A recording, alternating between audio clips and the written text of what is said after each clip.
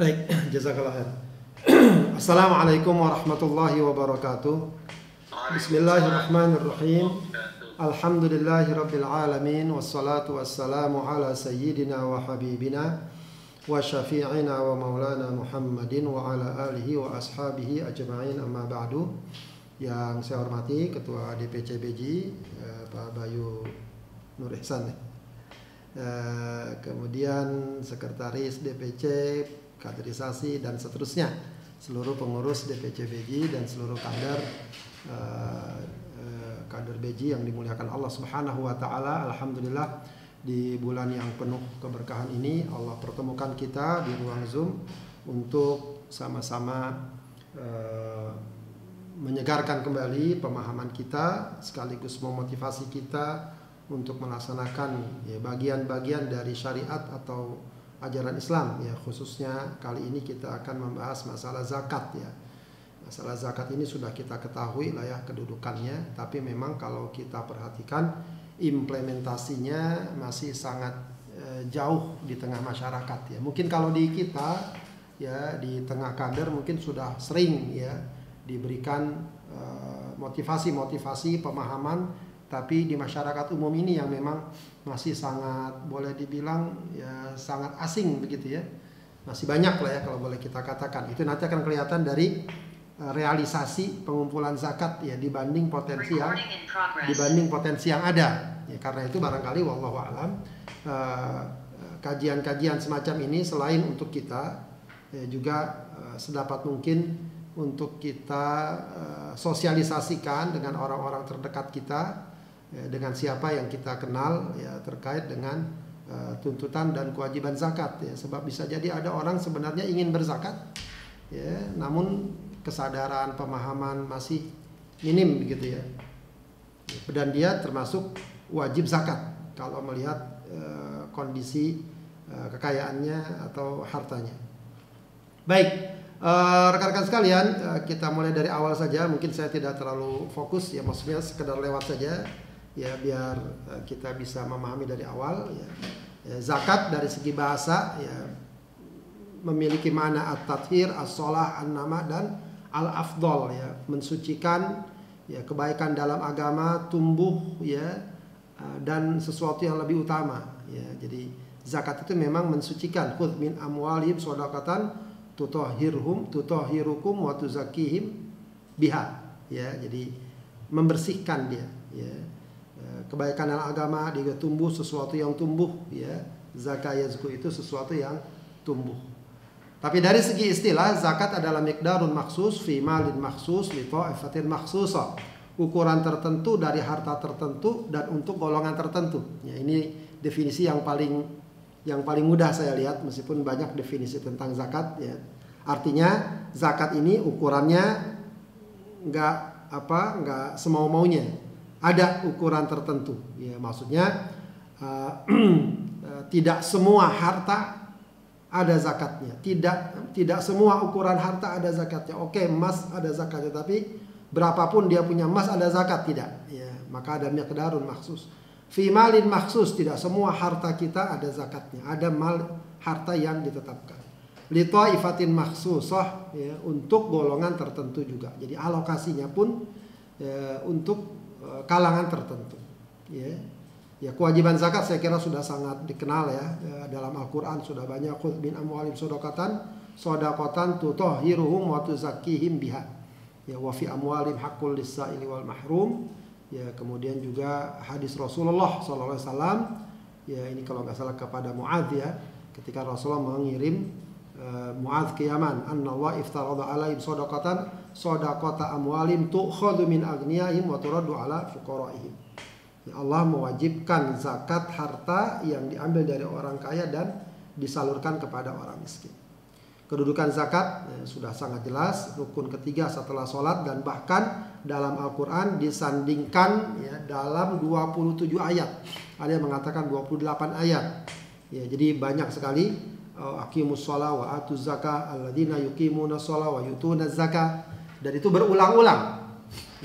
Seorang ulama, Syekh Abdurrahman As-Sa'di, dalam tafsirnya sangat dikenal, tafsir As-Sa'di, dia mengatakan wa katsiran ma yajma'u ta'ala bainas sholati waz zakati fil Quran.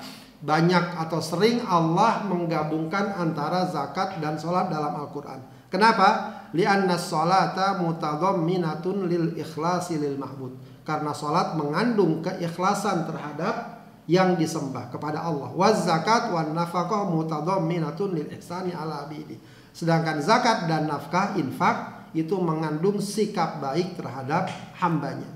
Maka fa'unwanu sa'adatil abdi, ya, tanda atau alamat dari kebahagiaan seorang hamba adalah ketika dia beribadah dengan ikhlas kepada Allah, wa sa'yuhu fi naf'il khalqi, dan dia berusaha untuk memberi manfaat kepada makhluk.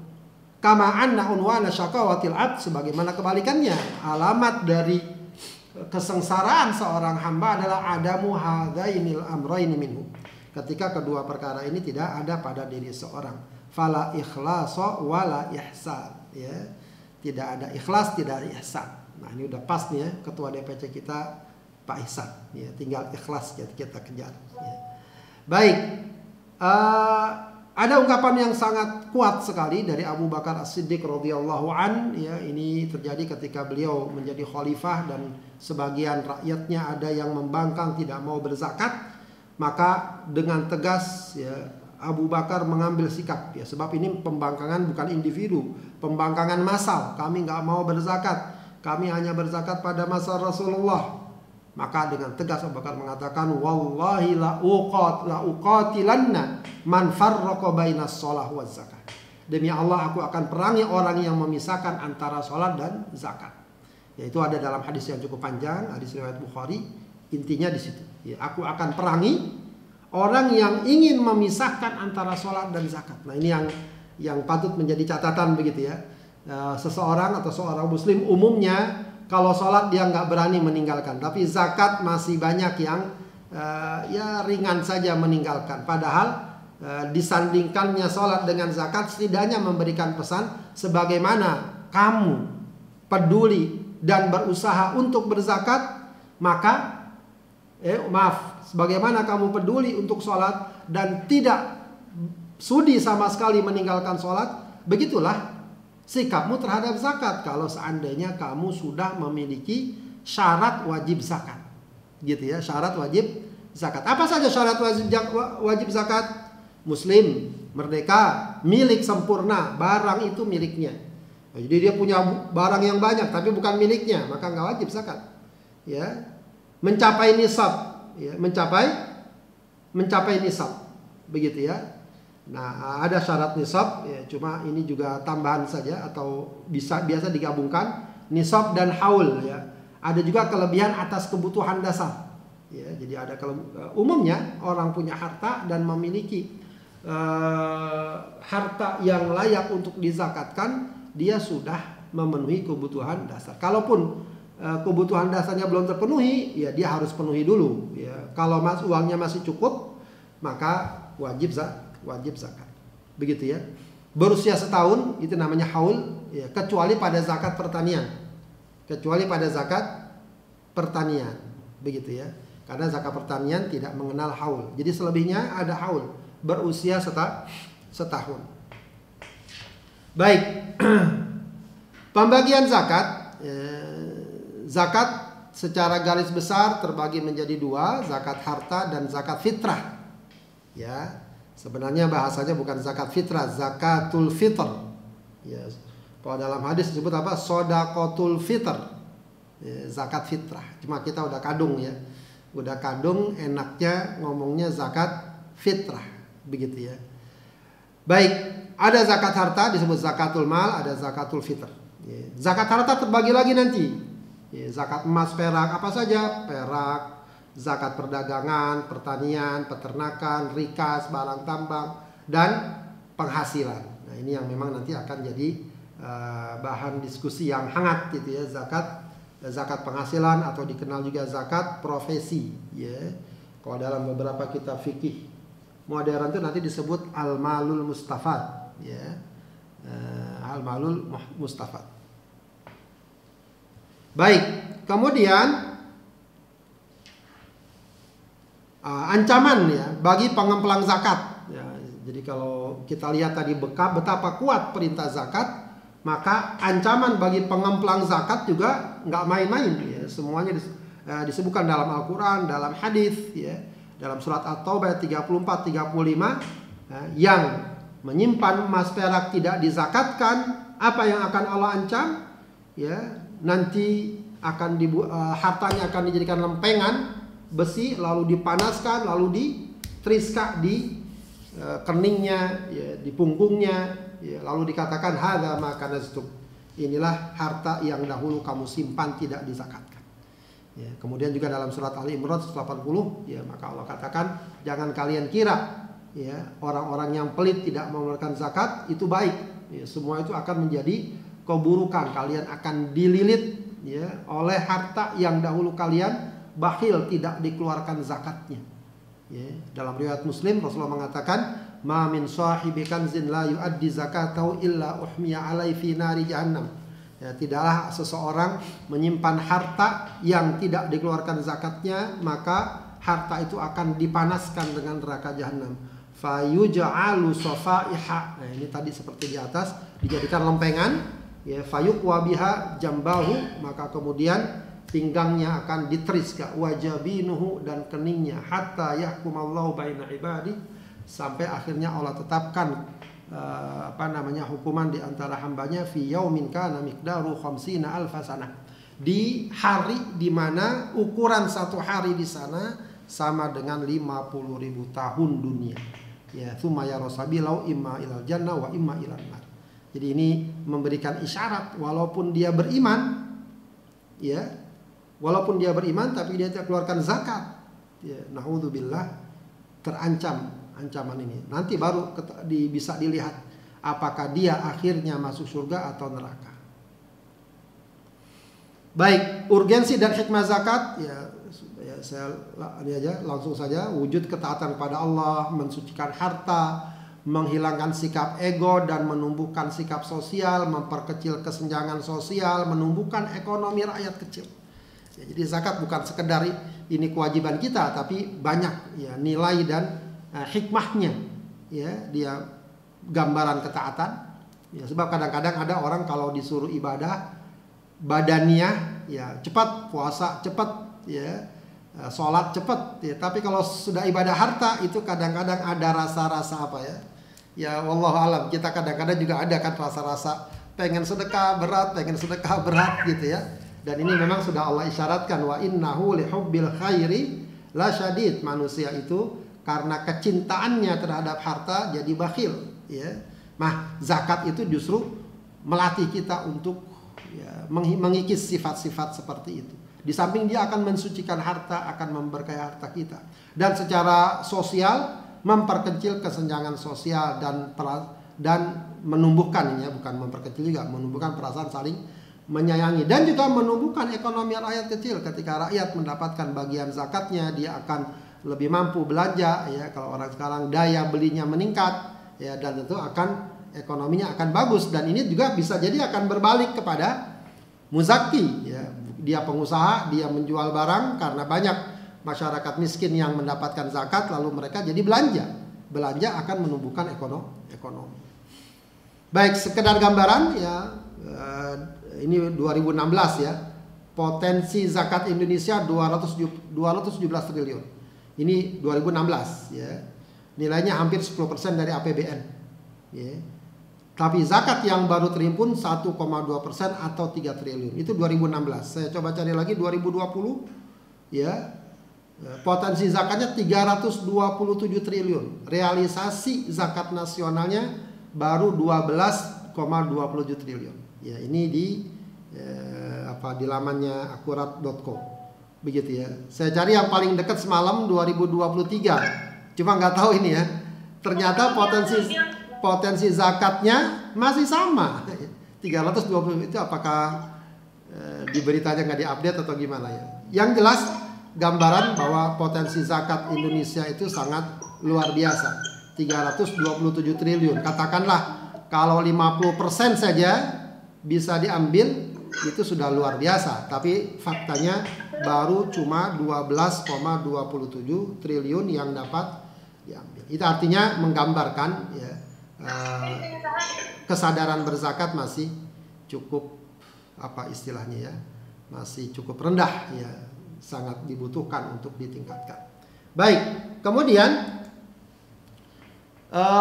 kenapa terjadi apa namanya? Kenapa rendah apa kesadaran masyarakat berzakat? Ada beberapa poin. Ya, tidak paham ketentuan dan kedudukannya, ada mungkin seperti itu. Ya, ada banyak sekali orang saya kira begitu. Ya, punya rekening di bank ratusan juta bertahun-tahun. Ada yang mengira zakat itu kalau tahun lalu udah keluarin, tahun sekarang nggak perlu, begitu ya. Ada yang mengira begitu. Ada yang mengira bahwa zakat itu zakat fitrah saja. Ada yang mengira begitu. Ada yang mengira zakat sama dengan pajak, ya, dan seterusnya. Tentu lemahnya motivasi. Dia udah tahu, tapi motivasinya lemah. Ya, zakat ini kan nggak ada tuntutan-tuntutan ya. Kalau dia nggak keluarkan, nggak ada itu tuntutan. Beda dengan pajak. Ya. Tidak ada konsekuensi hukum bagi yang meninggalkannya. Nah, ini yang di negara kita pun belum ya. Kalau kita lihat tadi bagaimana Abu Bakar As-Siddiq mengambil tindakan hukum, ya itu seharusnya ada konsekuensi hukumnya.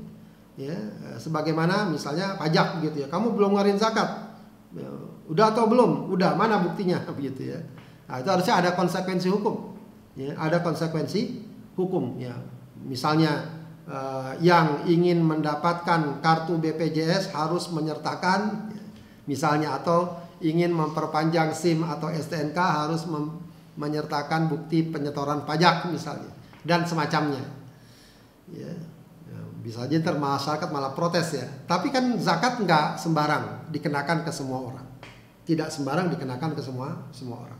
Kemudian belum maksimal layanan dan memudahkannya. Nah, ini juga penting ya. Sebab bisa jadi masyarakat menunggu juga, kadang pasif ya. Kalau ada yang aktif menawarkan, membantu ya. Alhamdulillah kita ini biasanya di Ramadan digesah ya untuk mencari muzaki. Ya, kadang-kadang ada muzaki yang kita sodorkan, baru mereka ingat, baru mereka sadar, baru mereka terdorong. Nah, itu bagus juga ya. Bisa jadi tujuan kita paling tidak mensosialisasikan. Mungkin nggak sekarang, tahun depan dan seterusnya. Begitu ya. Baik, apakah zakat dapat diganti pajak? Saya kira ini kita lewatkan bahwa zakat bukan pajak, pajak bukan zakat, tapi bisa disinergikan ya. Kalau nggak salah sudah ada tuh ya undang-undang bahwa orang yang berzakat maka dia dapat menyetorkan bukti zakatnya untuk mendapatkan pengurangan pajak. Nah, itu bagus ya. Itu di beberapa negara juga sudah menerapkan itu. Di Saudi setahu saya juga begitu ya. Para pengusaha yang sudah berzakat dia dapat bukti penerimaan zakat, penyerahan zakat, lalu dia setorkan saat menghitung harta zakatnya itu bisa dikurangi. Ya, itu bagus. Ya, tapi udah bayar pajak lalu kemudian dia merasa nggak perlu bayar zakat, nah itu beda. Ada beberapa perbedaan antara zakat dan pajak. Baik, tadi sudah kita katakan zakat itu ada dua macam secara garis besar. Pertama zakat fitr atau zakat fitrah, kemudian zakat harta. Ya. Baik, zakat fitrah, ya ini saya buat poin-poin saja biar praktis. Ya. Insya Allah hadis-hadisnya, dalil-dalilnya sudah tahu lah antum ya. Disebut juga zakat abdan, zakat badan. Dia bukan zakat harta, zakat badan. Ya, artinya terkait dengan orang, maka siapa saja yang memang terkena kewajiban dia akan wajib mengeluarkan zakat fitrah. Maka tidak mensyaratkan nisab dan haul, standarnya adalah memiliki makanan yang cukup hari itu. Jadi hari itu dia punya makanan, ya. Hari itu maksudnya apa? Hari di malam Idul Fitri, ya. Hari itu di malam Idul Fitri dia punya makanan, wajib dia zakat. Ya. Cukup untuk diri dan keluarganya, wajib dia untuk zakat fitrah. Jadi zakat fitrah ini ya bisa jadi seseorang mengeluarkan zakat fitrah dia pun layak mendapatkan zakat fitrah gitu ya, layak mendapatkan zakat fitrah gitu ya. Jadi bisa memberi dan juga sekaligus menerima ya, menerima. Baik, zakat fitrah diwajibkan untuk diri sendiri dan untuk siapa yang kewajibannya yang dia punya kewajiban ya. gimana bahasanya? Yang dia punya kewajiban memberi nafkah kepadanya. Ya. Dan orang tersebut mendapati Ramadan dan awal Syawal. Ya, jadi dia ada di bulan Ramadan, lalu masuk ke Syawal, maka wajib itu kena zakat. Ya, seorang suami, kepala rumah tangga, maka istrinya, anak-anaknya dia yang keluarkan zakat fitrahnya. Ya, yang lain tidak. Ya, kalau tidak punya kewajiban nafkah. Tapi kalau dia mau membantu orang, udah zakat fitrah kamu saya yang keluarkan, boleh nggak? Boleh saja. Ya. Yang penting saat mengeluarkan itu dia beritahu orang tersebut. Zakat fitrah kamu saya yang keluarkan ya. Udah kamu. Nah, artinya apa? Karena di sana ada niat sehingga dia tahu bahwa dia zakat fitrah. Kemudian dikeluarkan dalam bentuk makanan pokok menurut jumhur ulama, ini memang perdebatan qadim ya, perdebatan yang sudah lalu ya. Mayoritas para ulama menyatakan bahwa zakat fitrah hanya dalam bentuk makanan pokok. Sebagian ulama, ini terkenal ulama dalam mazhab Hanafi yang sekarang pendapatnya banyak dipakai ya, termasuk di Indonesia Basnas segala macam memakai pendapat ini, yang membolehkan mengeluarkan dalam bentuk nominal sesuai harganya. Sesuai harganya. Itu perdebatannya juga cukup panjang ya, tapi ala kulli hal masing-masing punya referensi yang cukup kuat. Baik, dikeluarkan sejak masuk malam Idul Fitri hingga sholat Id dilakukan ya, jadi sebenarnya pengeluaran zakat fitrah itu pas malam sholat Id. Yang penting intinya Ramadan selesai masuk Id, nah itulah zakat fitrah. Cuma memang para ulama mengatakan boleh disegerakan sehari 2 hari ya, bahkan kalau di Indonesia itu banyak yang kemudian jauh-jauh hari ya, karena itu terkait nanti dengan distribusinya. Baik, dapat diserahkan langsung kepada fakir miskin atau kepada lembaga yang dipercaya. Penyalurannya harus segera, paling lambat sebelum sholat Id. Paling lambat sebelum sholat Id. Ya, jadi itu sekilas tentang zakat fitrah ya. Jadi memang zakat fitrah itu sangat pendek waktunya, makanya jangan disimpan. Ya, ini panitia zakat ini harus betul-betul selektif.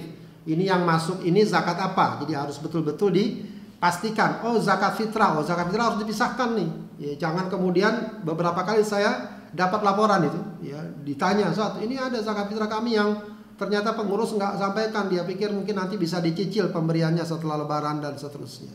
Ya, jadi ketika seseorang menyerahkan zakat ke satu lembaga, itu artinya dia mengamanahkan dan menitipkan lembaga tersebut untuk menyalurkan kepada mustahik. Jadi dia pada akhirnya belum sampai itu zakatnya ke mustahiknya.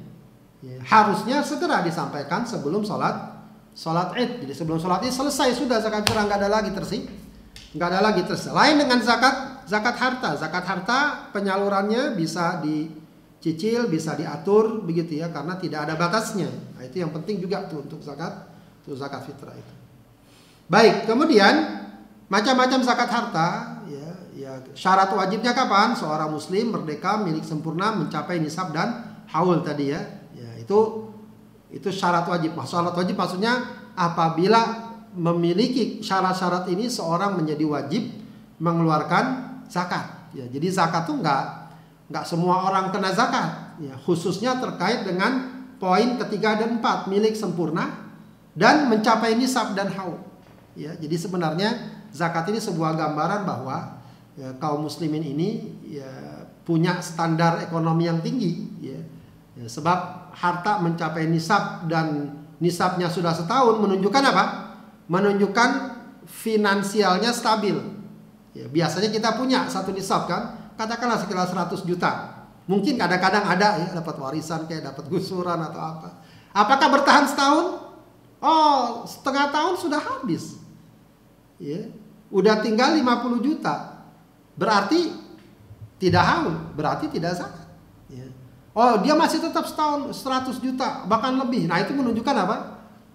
Ekonominya sudah stabil, sudah settle ya, sudah kuat.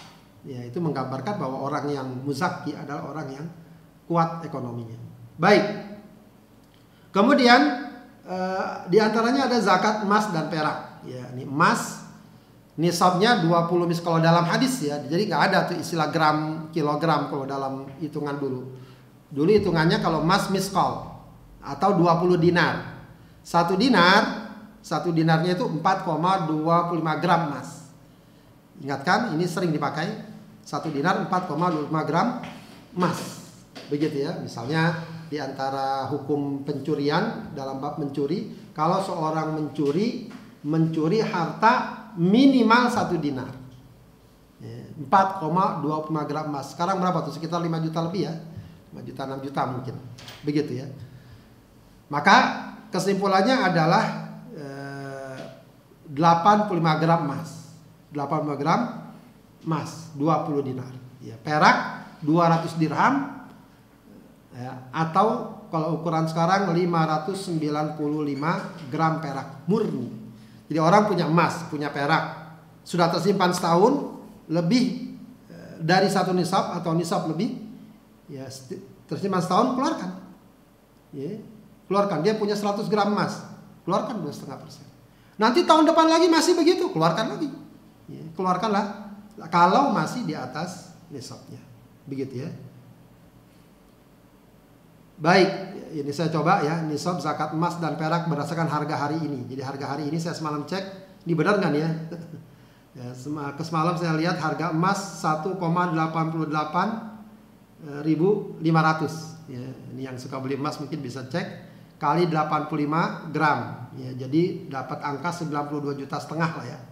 Ya, ambil 2,5% sekitar 2,3 juta. Gitu ya. Kalau perak itu harganya rendah dia memang. Ini memang terjadi perubahan ya. Dulu yang namanya 20 dinar itu senilai dengan 200 dirham. 20 dinar senilai dengan 200 dirham. Begitu ya. Cuma kalau emas stabil ya, perak tidak stabil. Tidak stabil. Maksudnya jatuh harganya. Ya, perak itu dulu dirham. Ya, dirham. Jadi sekarang harga perak itu saya lihat 12.500 per gram. Cuma 12.000. Ya, bandingkan dengan emas yang 1 juta. Baik, berarti 595 gram. Ya, artinya berapa? 12.000 kali 595 gram. Dapat angka 7,5 juta lah ya. 7,5 juta. Dikeluarkan 2,5% dapat angka 187.216. Nah itu zakat perak. Saya kira jarang yang nyimpen perak sekarang. Kalau ada berarti harus dikeluarkan zakatnya. Kalau sampai nisab. Baik, zakat uang bagaimana? Zakat uang mengikuti zakat emas dan perak. Jadi dikiaskan dengan emas dan perak karena emas dan perak itu nakdain, alat tukar asalnya. Zakat uang, maka uang diikutkan dengan emas. Cuma masalahnya adalah apakah berdasarkan nisab emas atau perak? Ya kalau sekarang sih umumnya pakai nisab emas, ya. Sebab kalau nisab perak semuanya bakal kena. Tapi beberapa ulama, ya kalau di Saudi itu patokannya malah perak, gitu. Ya, perak. Jadi penghasilan seseorang 7 juta itu sudah masuk nisab, sudah masuk nisab. Ya, jadi dikit ya. Makanya juga ada sebagian ulama yang mengatakan patokannya dengan perak saja karena nisabnya lebih murah. Kalau nisabnya lebih murah, lebih banyak yang berzakat. Kalau lebih banyak yang berzakat, maka mustahik zakatnya lebih banyak gitu. Jadi dari sisi itunya. Cuma wallahu alam yang lebih banyak dipakai adalah emas ya, karena harga emas memang stabil dari dulu hingga sekarang. Siapa yang tahu dari berdasarkan riwayat Rasulullah bahwa harga emas stabil? Ini biar agak segar. Ada nggak riwayat yang menunjukkan bahwa harga emas dulu dengan sekarang stabil? Hah? Masih belum ini ya? Apa masih ngantuk nih katanya? Silakan kalau ada yang mau jawab. Ini biar sekarang ada interaksi sedikit. Siapa yang bisa menunjukkan bahwa harga emas stabil merujuk kepada riwayat Rasulullah SAW ya, atau peristiwa atau kejadian atau contoh yang ada riwayatnya dari Rasulullah. Ya. Jadi dalam bab muamalah kalau kita baca ya, dalam misalnya kita Bulughul Maram dalam bab muamalah itu ada riwayat Rasulullah meminta seorang sahabat untuk dibelikan seekor kambing.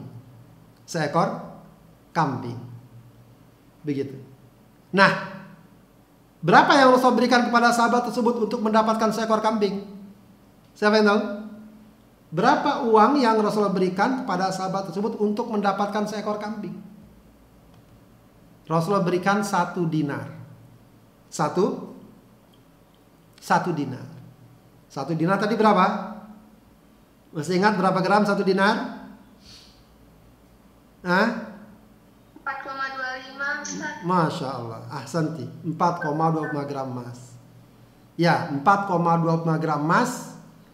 Ya, itu sekarang mungkin kalau mau dihitung sekitar 5-6 juta. Artinya harga seekor kambing ya sekarang kurang lebih seperti itu. Ya, meskipun mungkin ada yang lebih murah ya, tapi kambing yang bagus lah ya. Ya, itu artinya menggambarkan emas itu stabil, makanya dia yang biasa jadi rujukan. Ya. Jadi rujukan. Artinya umumnya sekarang zakat uang referensinya adalah emas, bukan perak. Sebab kalau perak sangat rendah sekali. Baik, ada masalah ya. Apakah emas perhiasan dikenakan zakat? Mayoritas para ulama mengatakan emas perhiasan tidak dikenakan zakat. Abu Hanifah berpendapat dikenakan zakat. Ya. Apakah uang dapat digabung dengan emas simpanan untuk mencapai 1 nisab? Jumhur ulama berpendapat harus digabung. Jadi bisa. Mungkin uangnya 50 juta, emasnya 50 gram. 50 gram kan belum sampai nisab. 50 juta belum sampai nisab. Kalau digabung mungkin sampai nisab. Nah, itu bisa. Tapi kalau Syafi'iyah, mazhab Syafi'i, ulama mazhab Syafi'i tidak bisa digabung. Emas, uang. Begitu ya. Baik, contoh menghitung zakat ya, misalnya setelah berlangsung setahun seorang memiliki simpanan 100 juta rupiah plus simpanan emas 50 juta gram, piutang di orang lain 50 juta. Bagaimana penghitungan zakatnya? 100 juta kali plus 27 juta. Ini dengan asumsi 50 gram emas, ini masih tulisan lama saya nih ya. 1 gramnya 500 jadi 27 juta. Kalau sekarang 50 gram itu bisa 60-70 juta. Jadi tambah lagi 50 juta piutang di orang lain. Jadi uang kita di orang lain, kalau kemungkinan dia kembalikan tahun ini, maka keluarkan zakatnya. Ya, keluarkan zakatnya walaupun belum kita terima. Begitu ya, walaupun belum kita terima. Ya, maka jumlahnya adalah 177, ambil 2,5%, maka zakatnya 4,425 rupiah. Begitu ya. Baik, itu zakat emas perak. Zakat pedagang gimana? Kurang lebih sama. Nisabnya mengikuti emas atau perak. Kita ambil emas, berlangsung selama setahun, menghitung harga barang dagangan berdasarkan nilai jual saat kewajiban zakat berlaku, bukan berdasarkan nilai beli. Bukan berdasarkan nilai beli. Ini memang ada ikhtilafnya. Ada yang mengatakan berdasarkan harganya ya, saat dia beli. Ya, tapi yang lebih kuat adalah harga jualnya saat itu. Sebab mungkin dia beli sudah lama dengan harga yang sangat murah, ya, tapi nilai jualnya berapa? Ya. Baik, kemudian properti yang tidak diperdagangkan tidak dihitung seperti alat kasir, ya, mesin kasir, ya, bangunan kios, lemari, etalase dan lain-lain. Ya. Jadi Pak Ahmad menghitung zakat perdagangan telah memulai perdagangan dengan nilai barang dagangan 50 juta. Setelah berlangsung 1 tahun, nilai barang dagangannya mencapai 200 juta. Ya, nilai barang dagangan, misalnya dia jual pakaian. Pakaian itu kalau yang ada sekarang setelah setahun ada angkanya 200 juta. Maka dia punya uang cash juga 100 juta dari hasil perdagangan tersebut. Kemudian piutangnya 50 juta. Ya, maka tinggal ditambah 200 juta plus 100 juta plus 50 juta. Jadi 350 juta, ambil 2,5%, jadi 8,75 juta. Begitu ya. Jadi barang dagangannya yang dihitung, ya, sama modal yang ada, uang cash yang dia punya. Ya. Kemudian apalagi kalau ada utang di orang lain, ya, dihitung semua itu. Begitu ya. Baik. Zakat pertanian, nisab pertanian itu 5 wasak. Tidak berlaku haul, dikeluarkan setiap panen, ya, wa'atu haqqahu yauma hasadi. 1 wasak itu 60 sok. Sedangkan 1 sok 2,176 kg. Nah, ini memang beda-beda nih perhitungan sok nih ya. Ya, zakat fitrah pun 1 sok kan. Ya, nah itu kalau lihat di sini kecil nih. Ya, sementara sering kita zakat fitrah tuh mengambil standar tinggi. Ada yang 2,5, ada yang 3 kilogram. Begitu ya. Kalau berdasarkan ini maka 5 wasak adalah 5 kali 60 kali 1,76 gram, maka terhimpun angka 652,8 kg, sekitar 6,5 kuintal. Seseorang petani kemudian mendapatkan hasil panennya 6,5 kuintal, maka dia wajib zakat. Kadar zakatnya berapa? Jika tidak ada biaya sama sekali, kalau dulu tak ada hujan 10%, banyak. Kalau dengan biaya 5% jika dengan irigasi. Yeah. Jenis pertanian yang dizakatkan apa? Makanan pokok yang dapat disimpan dan ditakar. Ya, jadi makanan pokok disimpan dan ditakar. Jadi makanan itu bertahan, bukan sesuatu yang lama. Makanya beras, gandum, korma itu biasanya ada zakatnya. Ya, ini penting nih kalau di daerah pertanian ya, dipahamkan para petani terkait dengan itu. Ya, sebab kadang-kadang kalau tidak mereka juga kalau panen akhirnya disalurkan ke yang lain ya, melakukan pertunjukan-pertunjukan itu mungkin dulu ya, nggak tahu sekarang. Nah, kalau panen pertunjukan, undang panggung dan lain sebagainya. Itu pun kalau penghasilannya mencapai nisab. Ya, kalau sekali panen 1 ton misalnya, itu ada zakatnya.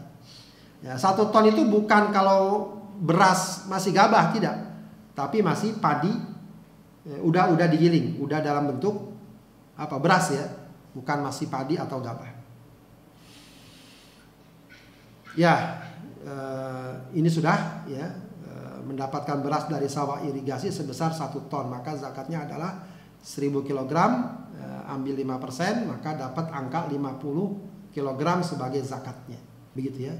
Landasannya adalah ya ayyuhalladzina amanu anfiqu min thayyibati ma kasabtum.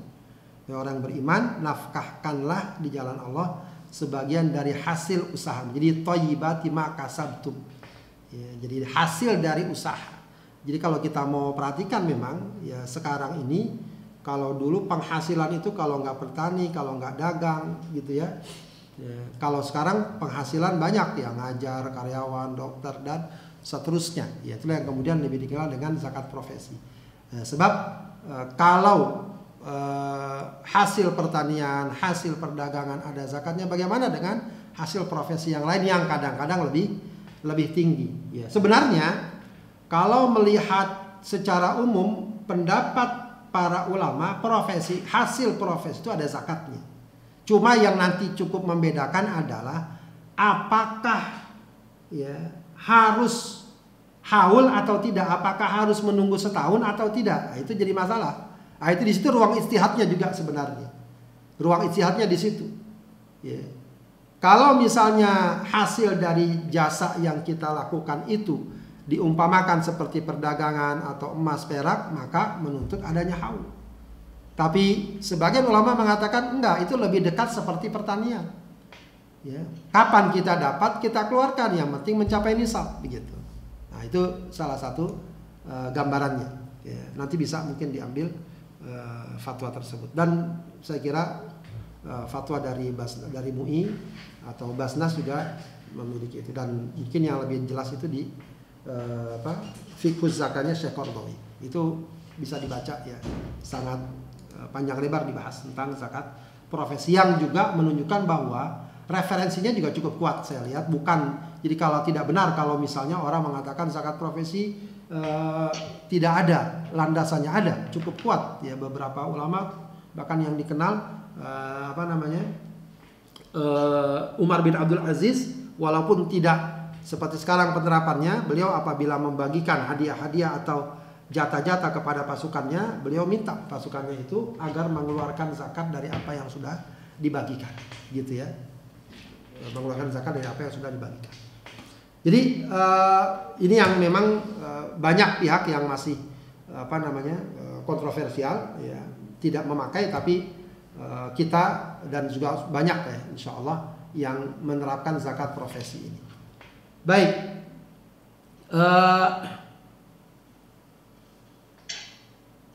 Jadi kesimpulannya memang zakat profesi ini dari segi nisabnya itu disamakan dengan nisab zakat. Ya, nisab emas dan perak. Ada juga yang menyamakannya dengan nisab pertanian. Nah, cuma kalau nisab pertanian berarti patokannya setiap panen. Kalau profesi patokannya setiap gajian atau setiap dia mendapatkan uang. Kalau dikaitkan dengan emas, nisabnya berarti seukuran nisab emas ya dalam setahun, yaitu 20 dinar tadi. Makanya nanti biasanya nisabnya itu kalau dihitung per bulan ya 20 dinar emas atau sekitar 85 gram emas dibagi 12 begitu ya. Katakanlah kalau sekarang misalnya 85 gram emas sekitar 100 juta ya, sekitar 100 juta dibagi 12, maka mungkin didapat angka 5 juta atau 6 juta atau 7 juta begitu ya, dari penghasilan per bulannya. Jadi kalau seorang punya penghasilan per bulan 7 juta, 8 juta, itu nanti akan berubah-ubah tiap tahun tuh ya. Entah kalau apakah udah ada edarannya dari teman-teman ya, mungkin biasanya ada tuh edarannya batas zakat profesi per bulan. Ini ada saya sertakan juga cara mudah menghitung zakat nih ya. Bagus nih dari Ustadz Oni Sahroni ya, guru kita yang memang fokus dalam bab muamalah ya. Beliau membuat sebuah ringkasan yang menarik ya, yang gampang cara menghitung zakat profesi. Termasuk di sini misalnya hasil sewa seperti kos-kosan, ruko, rental kendaraan ya. Jadi dia mengambil nisabnya, nisab pertanian. Jadi 653 kg. Ya, berarti senilai 6,5 juta. Ya, atau senilai 85 gram emas. Ya, jadi kalau dari hitungannya dari nisabnya pertanian, maka diambilnya 5%. Ya, diambilnya 5%. Jadi mengikuti zakat pertanian. Kalau itu zakat emas diambilnya 2,5%. Ya, misalnya si A mempunyai kontrakan 10 pintu. Ini yang bandar kontrakan nih, tolong diperhatikan. Ya, hasil sewanya 10 juta per bulan atau 120 juta per tahun. Maka zakat bulanannya adalah 10 juta kali 5%, dapat angka 500 ribu. Zakat tahunan 120 juta kali 2,5% dapat angka 3 juta. Ya, jadi bisa dikeluarkan tahunan, bisa dikeluarkan per bulan. Begitu ya. Investasi juga ada. Ini kalau kita punya saham, ya punya sukuk, penyertaan modal, itu kalau nilai sahamnya sudah lebih dari senilai 85 gram emas, maka dikeluarkan 2,5% dan seterusnya. Kurang lebih seperti itu ya. Mungkin saya tidak detail menjelaskannya, nanti bisa dilihat lagi lah ya uraiannya. Baik, saya kira begitu rekan-rekan sekalian, mudah-mudahan bermanfaat.